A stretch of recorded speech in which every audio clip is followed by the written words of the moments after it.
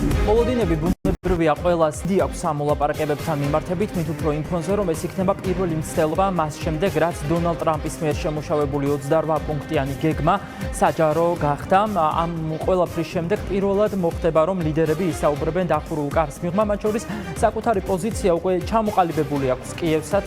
ყველამ იცის, რომ უკრაინისთვის წითელ ხაზებს წარმოადგენს ტერიტორიების დათმობა და მით უფრო იმ მასშტაბის ტერიტორიების დათმობა, რომელზეც არის საუბარი ამ გეგმაში. გარდა ამისა, ამ გეგმაში სადაბოა კიდევ რამდენიმე პუნქტი, რომელიც კატეგორიულად არის მიუღებელი ვოლოდიმირ ზელენსკის მთავრობისთვის. მათ შორის აქ საუბარია არმიის გაზრდაზე, უკრაინას აეკრძალება, რომ საკუთარი არმია გაზარდოს, ასევე მას აეკრძალება, რომ გახდეს ნატოს წევრი სახელმწიფო, თავის მხრივ ნატომაც უნდა შექმნას გარანტია, რომ უკრაინას არ მიიღებს ალიანსში და მოკლედ აქ ძალიან ბევრია ჩამონათვალი იმ პირობების, რომელსაც უყენებენ უკრაინას. ამიტომაც არის, რომ ამ გეგმას უფრო მეტად არათუ სამშვიდობოს, არამედ კაპიტულაციისას უწოდებენ ახლა, რომელიც უკვე რამდენიმე დღეა გავრცელებული არის საჯაროდ.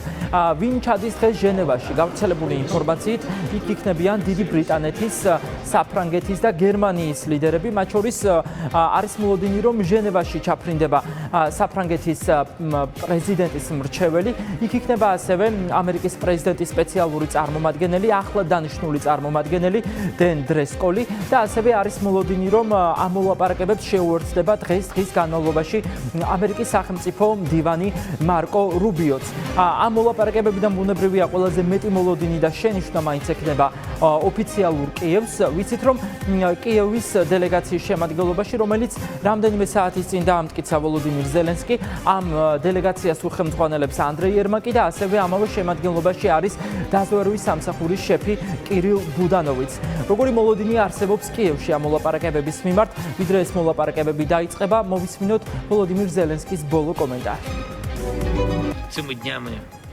ამ დღეებში პარტნიორებთან გაიმართება კონსულტაციები ომის დასასრულებლად საჭირო ნაბიჯებთან დაკავშირებით. მე ხელი მოვაწერე ბრძანებულებას უკრაინის დელეგაციის შემადგენლობის შესახებ და დავამტკიცე ყველა შესაბამისი დირექტივა.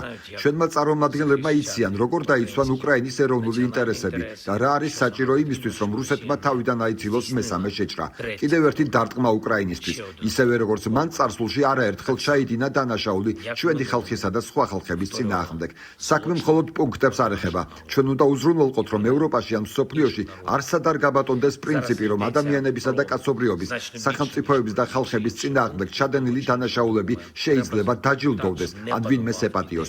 ნამდვილი მშვიდობა ყოველთვის გარანტირებულ უსაფრთხოებას და სამართლიანობაზეა დაფუძნებული და ეს გრძნობა მხოლოდ ჩემი არ არის. ვიცი, რომ ეს ჩვენი მილიონობით ადამიანის და მსოფლიოში მცხოვრები ადამიანების უმრავლესობის გრძნობაა.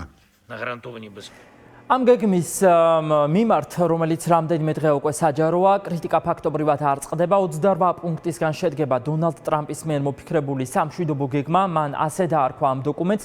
ამიტომ ტრამპის მიმართაც ბუნებრივია არსებობს ძალიან ბევრი კითხვა. მათ შორის რამდენიმე საათის წინ ჟურნალისტებს ჰქონდათ შესაძლებლობა, რომ ამერიკის პრეზიდენტისთვის კიდევ ერთხელ დაესვათ შეკითხვები ამ გეგმის შესახებ. არის თუ არა ეს საბოლოო, რასაც ვაშინგტონი სთავაზობს კიევს? ტრამპი ამბობს, რომ არა. თუმცა მეორეს მხრივ აქ ძალიან ერთი დეტალი არის ძალიან საინტერესო და თვალშისაცემი. ერთის მხრივ ამერიკის პრეზიდენტი ამბობს, რომ ეს ჯერჯერობით არის მხოლოდ გეგმა, რომელიც არის განხილვის ფაზაში და მომდევნო დღეები ამ მხრივ იქნება გადამწყვეტი. თუმცა მეორეს მხრივ ვიცით, რომ ერთგვარი ულტიმატუმით წაუყენეს კიევს. მას დაახლოებით 4 დღე რჩება იმისთვის, რომ მოიფიქროს საბოლოოდ დათანხმდება თუ არა უსამართლო პირობებზე ხელმოწერას და ტრამპის განცხადება იმის მიუხედავად ის ამბობს, რომ ეს გეგმა არ არის საბოლოო, ის მაინც ამბობს, რომ თუ მაგალითად ვოლოდიმირ ზელენსკი არ დათანხმდება ამ პირობებს, მას შეუძლია რომ განაგრძოს ბრძოლა.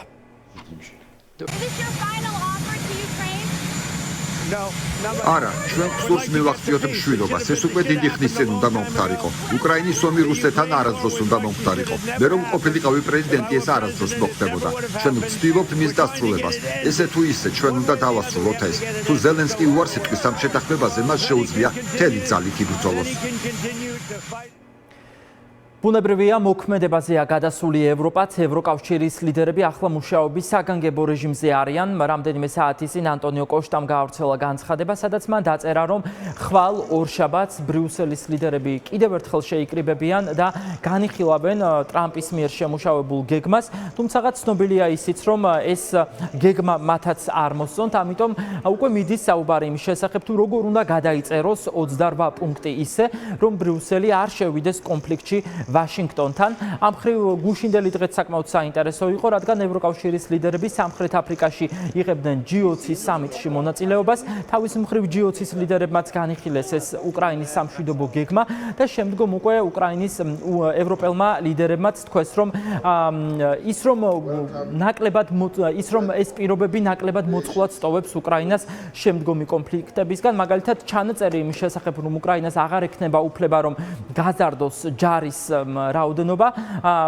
მაგალითად, მაკრონის შეფასებით ეს არის პირობა იმის შესახებ, რომ მოწყვლადი დარჩება მომავალი აგრესიების მიმართ უკრაინა და მეორეს მხრივ ევროპელი ლიდერები ამბობენ იმასაც, რომ არ შეიძლება პუტინის ნდობა, რადგან წარსული გამოცდილება მათ უჩვენებს, რომ როგორც წესი, როდესაც ერთომს ასრულებს პუტინი და გარანტიას გასცემს, ის ამ გარანტიას მალევე არღვევს და ამ პირობას მალევე არღვევს, თუ ეს საკუთარ ინტერესებში შედის. და მეორე ძალიან საინტერესო ამბავი არის შემდეგი, რომ როგორც ევროკავშირის ლიდერები ამბობენ, თუ მაგალითად რუსეთი ამ შემთხვევაშიც მოახერხებს, რომ საკუთარი გაიტანოს და ომში თავი გამარჯვებულად გამოაცხადოს და ზავი დადოს საკუთარ მომგებიანი პირობებით, ამ შემთხვევაში არ გამორიცხავენ, რომ კრემლის მადა უფრო გაიზარდოს და მომავალში მეზობელი სახელმწიფოების მიწების მისაკუთრებაც მოინდომოს.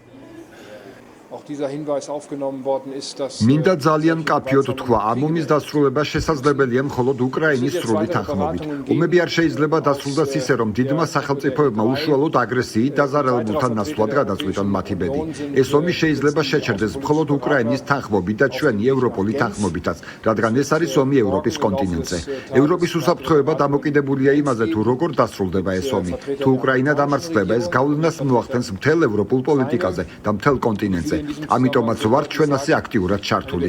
თუ არსებობს მშვიდობის მიღწევის შანსი, მას შედეგები მოხვება მთელი ევროპისთვის. ჩვენ ვაცნობიერებთ ამ პასუხისმგებლობას. ახლა საჭიროა სხვა უსაფრთხოების გარანტიები, სხვა შეთანხმებები, რომლებიც უფრო სანდო და ეფექტიანი იქნება. უკრაინა შეერთებულ შტატებს და ევროპელებს სურთ მშვიდობა, მაგრამ ჩვენ გვინდა მტკიცე და გრძელვადიანი მშვიდობა. ნორმალურია, რომ ამ გეგმის დასასრულებლად მაგიდასთან სხედან როგორც უკრაინელები, ისე ევროპელები. ხოლ და შემდგომ დღეებში ზუსტად ამას გავაკეთებთ, რათა ერთობლივი გეგმა შევიმუშაოთ. ჩვენ მხოლოდ ერთი პრობლემა გვაქვს და მოლაპარაკებაში ჩვენი პრობლემა არ არის შეერთებული შტატები. ყოლა ჩვენგანის ერთადერთი პრობლემა რუსეთია, რომელმაც დაიწყო ეს ომი და უარი თქვა თებერვალში, მარტში, ივლისში, აგვისტოში თანახმად უარიან ცეცხლის შეწყვეტაზე. შეხედეთ ჰუმანიტარულ სიტუაციას უკრაინაში, არა მხოლოდ აღმოსავლეთში, არამედ ყველგან.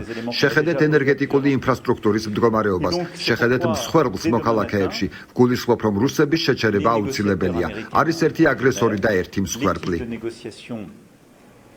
მოკლედ, დიდი მოლოდინები არსებობს არა მხოლოდ მომდევნო დღეების მიმართ, არამედ დღევანდელი დღის მიმართაც, როგორც უკვე გითხარით, წესით რამდენიმე საათში დაიწყება ჟენევაში ლიდერების პირადი წარმომადგენლების შეხვედრა. ამ მოლაპარაკებებს დაესწრება უკრაინის დელეგაციაც. საინტერესოა, როგორი იქნება მათი შემდგომი წინადადებები, მით უფრო იმ ფონზე, რომ ამ შეხვედრას ესწრებიან ამერიკელებიც. პირდაპირ ეთერში გუგა არჩვაძე საუბრობდა.